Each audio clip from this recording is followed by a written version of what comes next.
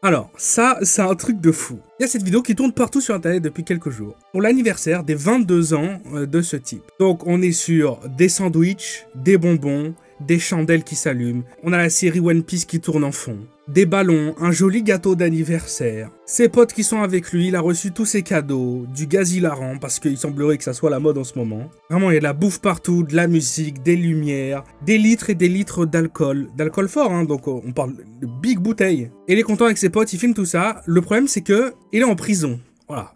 En fait, il est censé être en prison. Et il semblerait que ce soit pas la première fois que ça soit un épisode de South Park dans cette prison. Donc, Lyon-Corba, je suppose que c'est à Lyon. Parce qu'il y avait déjà eu des histoires de burger party, de pizza party, où ils sont tous ensemble en train de faire la teuf. Quand tu vois ça, tu te dis déjà, mais même moi, j'ai pas les amis pour le faire chez moi. Mais eux le font en prison. Mais c'est pas du tout le premier, ni sûrement le dernier anniversaire qui se déroule comme ça en gros stuff dans la prison. Parce qu'il y avait eu d'autres anniversaires déjà qui avaient été diffusés.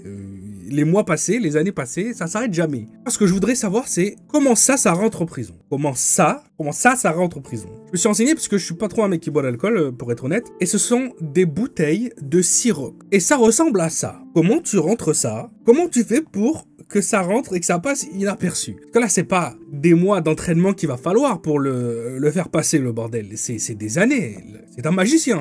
Ces mecs-là sont des magiciens. Non, mais surtout, qu'est-ce que ça prouve? Mais c'est qu'ils sont complètement véreux dans la prison. Il doit y avoir un tas de gars qui bossent là-bas, mais vraiment, qui font le double ou leur triple de leur salaire tous les mois, juste en servant de passeur. C'est pas possible. Et là, j'apprends en même temps que vous, du coup, que les téléphones en prison, on a toujours su que ça existait, évidemment. Et j'ai toujours eu du mal à comprendre comment ça pouvait fonctionner. Mais apparemment, les brouilleurs de signaux, les brouilleurs 4G, 5G, ce que vous voulez, eh ben, ils sont pas posés en prison. Pour endiguer le phénomène, des systèmes de brouillage sont en cours d'installation.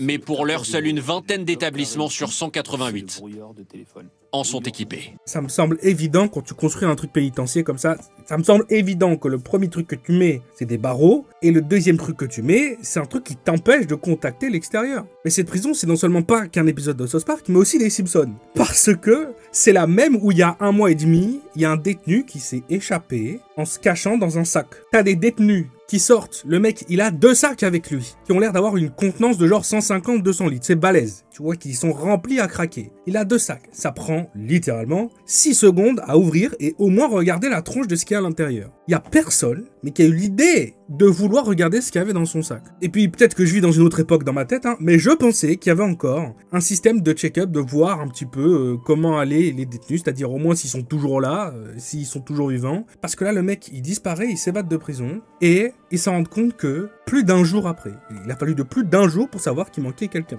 Et il aurait probablement jamais su, je suppose, parce qu'en vérité, comment ça a leak cette info qu'il y a un détenu qui soit sorti de la prison? C'est parce qu'il y a quelqu'un qui l'avait snappé, qui avait filmé la situation du mec qui sort du sac en dehors de la prison. Là, il est sorti de la rate, avec bordel de sac, il y en a un, il est sorti du sac là, celui-là. Ça me fait penser à une vidéo que j'ai essayé de sortir il y a quelques semaines, justement où je découvrais un petit peu le fonctionnement, les lois, et surtout de découvrir que l'État français va essayer de se pencher vers des stages de réhabilitation plutôt que aller envoyer des gens en prison, parce qu'il y a trop de gens en prison. Donc quand ils font des trucs pas très graves, du genre juste aller tabasser des gens par exemple, au lieu de les envoyer en prison, pourquoi pas aller leur faire un peu de peinture. Le garde des Sceaux propose tout simplement de renvoyer vers leur pays d'origine tous les détenus étrangers qui sont ici en France. Ça représente... Quoi? Attends, quoi? Attends. J'étais pas au courant de l'histoire. Alors, vous voulez dire que nos prisons sont pleines depuis genre 40 ans? On a un gros pourcentage de nos prisons qui sont pleines d'étrangers. Donc, des gens qui ont même pas de papier, des gens qui sont même pas français, qui devraient même pas être là en fait. Et on les a toujours pas renvoyés chez eux. Je comprends pas là je comprends pas le concept. Vraiment en détention là, oui. C'est ça? Oui, cette zone-là, on entre en détention. Et pour vous, à 3, ça se passe comment? C'est dur, difficile, c'est dur. En quoi c'est difficile? Il n'y a pas beaucoup de space. Comment? Il n'y a pas beaucoup de space. Bah là, on n'a pas de frigo, On n'a pas de frigo, on n'a pas de plaque. C'est quoi le plus dur? On n'a pas de frigo, on n'a pas de plaque. Frérot, si t'aimes pas la prison, à un moment donné, fallait peut-être juste pas y aller en fait. Pour vous? Ça, c'est la nourriture. Pour manger? Et voilà, quand tu prends une grosse peine, on va dire une peine un peu plus lourde, c'est inhumain, on va dire. Inhumain? Ouais, c'est un peu inhumain parce qu'on mérite quand même de pouvoir nous faire à manger. Tu mérites de pouvoir te faire à manger. Donc tu prends plusieurs années de prison. En plus, on sait comment aller la justice en France. Hein. Donc pour prendre du ferme sur plusieurs années, c'est que t'es quand même un sacré loustic. On a les équipes de télé qui viennent exposer le fait que ces pauvres prisonniers, ils ont pas de plaque de cuisson, ils ont pas de frigo. Frérot, moi je me pose la question de pourquoi t'as encore une télé in play en fait. Moi j'aimerais bien savoir. Merci, messieurs. Merci, merci beaucoup. Quand les détenus arrivent ici, c'est la première fois qu'ils sont en prison, on est d'accord? Pas tous. Il y a des multi-récidivistes, il y en a, ça fait 7-8 fois qu'ils reviennent. C'est ça le truc en fait. D'un côté, on a des détenus qui t'expliquent que c'est trop difficile, que la situation est pas humaine, on leur permet pas de se faire à manger ce qu'ils veulent quand ils veulent, on leur permet pas assez de liberté, etc. Si c'était si terrible que ça, est-ce qu'on aurait des pélos qui viennent 7 à 8 fois? Franchement, tu viens 8 fois en prison et tu te plains que la prison, les conditions à l'intérieur ne sont pas acceptables. Le problème, il vient de la prison ou il vient de toi en fait? Bonjour, messieurs. Je peux rentrer? Merci, monsieur. Mais merci, monsieur. Je peux me permettre de... Qu'est-ce que je suis en train de voir? Les murs sont dégueulasses, c'est tagué, c'est écrit de partout. Ne te plains pas que la cellule dans laquelle t'es dégueulasse s'il y a personne qui est capable de la tenir correctement. Bonjour, excusez-moi. Celle de ces 3 hommes est bien plus dégradée que les autres. C'est ça la prison, franchement. Du coup, vous faites L'intimité, quoi? Ouais, est-ce qu'on peut ça doit être, regarder? j'imagine, difficile. Donc ça, pardon, hein, excusez-moi. Donc ça, ce sont les toilettes. Donc l'intimité, j'imagine que pour eux, ça doit être compliqué. Qu'est-ce qui est le plus dur de pas avoir? C'est ma famille, ma femme, Votre femme? mon enfant. Ah, vous avez des enfants aussi? Ouais. Ils viennent vous voir?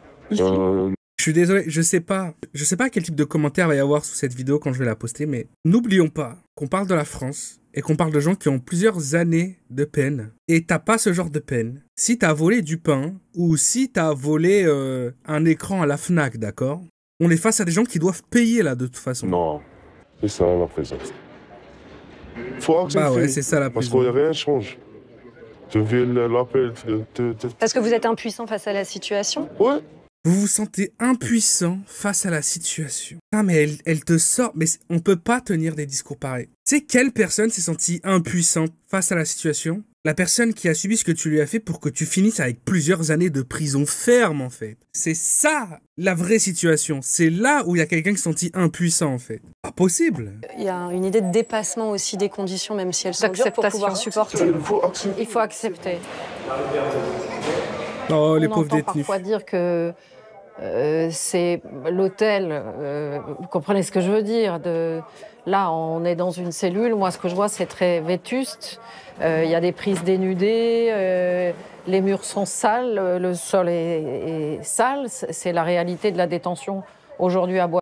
Bon, c'est vrai qu'il pourrait quand même, en toute honnêteté, il pourrait filer quand même un coup de peinture sur les murs.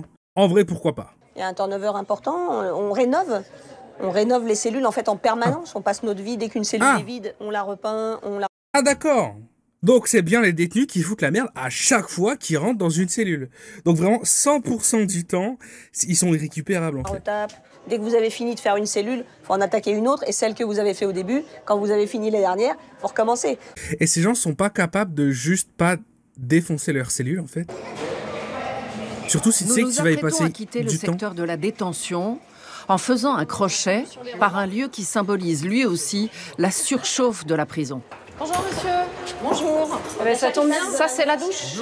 On va peut-être voir les douches. On peut regarder. Justement. Donc là, c'est 3 douches par semaine pour les détenus, c'est bien ça? Un jour sur 2, oui. Un jour sur 2. Un jour sur 2. Donc, en même temps, c'est pas comme si t'étais ultra actif quand t'es en zonzon, donc ça pose aucun Et problème. quand en fait. ils viennent là, ils sont plusieurs. Ils sont 4. Et il n'y a pas de porte? Pour entre chaque douche, là. Ah, vous voulez dire que là, ça ferme pas? Non, en fait, je gère généralement ce que font les... Putain, mais on dirait que... Élise, respecte-nous. Regardez cette tête de... Regardez-moi cette tête de choqué, c'est pas possible. Quoi? Vous voulez dire que ces personnes qui ont commis des crimes et qui ont besoin de rester en prison plusieurs années, on les autorise pas à pouvoir s'enfermer dans une douche alors qu'ils sont que entre détenus? Bah écoute, Élise, non. D'ailleurs, je tiens à préciser, il y a aussi un peu la moitié des pays dans le monde pour qui tout ce qui est douche publique, commune, etc., c'est pas un souci. Hein. Toute la partie d'Asie qui ont les bains publics, les onsen, etc., c'est à la bonne franquette. fait, y a rien pour cacher. Hein. Mais elle nous sort une de ses têtes. On dirait qu'elle est venue pour faire la morale aux prisons, alors que le problème, c'est les prisonniers, en fait. La seule défi, c'est qu'elle mette la serviette. Pour occulter la porte. Enfin, pour occulter Oui. la couche. Vous qui avez visité plusieurs centres pénitentiaires, quand on voit ça, 4 douches, sans porte, et que les détenus n'y ont accès que 3 fois par semaine, c'est ce qu'on... Elle reste tout le temps, mais c'est le calcul de la discussion et la façon de tourner les mots. 3 fois par semaine, non, 1 fois tous les 2 jours. Gérald Darmanin a donc fait une proposition choc. Transférer dans leur pays d'origine les quelques 19 000 étrangers qui sont... Non mais ça, c'est pas normal. Non mais ça, par contre, avoir des dizaines de milliers de détenus qui aident vraiment pas dans la surpopulation des prisons. Non mais pourquoi on a des... Mais pourquoi on a des étrangers dans nos prisons? Mais c'est quoi le projet, en fait? J'arrive toujours pas à comprendre le projet. C'est le projet de qui, en fait? Je suppose qu'on est dans une situation où, évidemment, les pays refusent de les récupérer, puisque c'est magnifique, hein. On a des gens qui débarquent de pays étrangers, ils foutent la merde chez nous, mais on peut pas leur refiler. Ah non, eux, là, vous les gardez, hein. Franchement, gardez-les. Mais non, en fait. Non, on devrait pas les garder. Je crois que la principale chose, c'est sortir de l'idée que la prison est la peine de référence. Que c'est la seule manière de sanctionner. Il faut qu'on sorte de ça. Il y a d'autres peines possibles. Quoi concrètement? Des peines alternatives par le travail, par des stages, par des amendes, par du bracelet électronique. Et alors... Des stages et des bracelets électroniques. Bah évidemment, c'est comme ça qu'on va faire. Évidemment. Non, en fait, ce qu'il faut, c'est simple. C'est remettre en activité le système du bagne. Les prisonniers, les détenus, tu les fais travailler. Et tu les fais travailler comme ça, en fait. Ils taffent, tu coupes la PlayStation, tu coupes les téléphones, tu coupes toutes les substances qu'ils arrivent à se faire rentrer. Je suis désolé, mais déjà, dans toutes les prisons, tout le monde a accès aux téléphones, aux substances, etc. Les prisons, les gardes pénitentiaires, ils sont au courant de tout ça. Et il y a des reportages où ils expliquent qu'ils sont au courant, ils le savent, mais s'ils mettaient un blocage total 100% de tout ça, il y aurait des émeutes dans les prisons. Et alors, ils sont derrière des barreaux, ils vont faire quoi? Ils vont faire quoi, en fait? Ils vont faire des trous dans les barreaux en métal? Ils vont faire des trous dans le ciment renforcé des prisons? Non mais, ils sont pas contents, et alors, ils sont pas contents. Il y a ce courant de pensée qu'ils sont un peu en train de relever là dans la vidéo, et plein de gens le disent, comme quoi ça sert à rien d'être trop méchant avec les peines de prison, ça sert à rien de les enfermer comme ça, de leur couper leur liberté, parce que quand ils ressortent, ils sont encore plus énervés qu'avant. Moi je pense surtout que si le jour où en France, une peine de prison de 5 ans, elle a appliqué déjà 5 ans, et que pendant 5 ans, le mec, il va casser des cailloux, il va couper des arbres, il va travailler dans la manutention, et tout ça pour rien en plus, hein, juste parce qu'il est détenu, à mon avis, les mecs, ils voudront plus rentrer. Parce qu'actuellement, on est dans une situation où il y a cette prison, d'accord, qui fait partie des prisons où ils ont les pires conditions, apparemment, il y en a d'autres en France, mais on est quand même avec des gens